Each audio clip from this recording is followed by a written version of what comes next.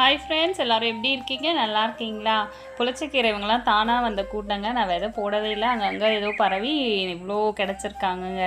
எனக்கு கட் பண்ண மனசு வரல. நான் தலையை மட்டும் பறிச்சுட்டு விட்டுட்டேங்க. அதுக்கப்புறம் வெண்டைக்காயெலாம் அங்கங்கே அப்படியே இதுக்கப்புறம் குட்டியாக தான் வர ஆரம்பிக்கிறாங்க. அதை எல்லாத்தையும் பறிச்சுட்டு வந்தாச்சு. ஒரு குழம்புக்கு போதுமானது கிடச்சிருக்கு. இங்கே பாருங்கள், ட்வின்ஸ் படலாங்க. இவங்க 2 பேரும் சிஸ்டரா பிரதரான்னு தெரில. 2 பேரும் ஒரே மாதிரி ஒரே சைஸில் இருக்காங்க.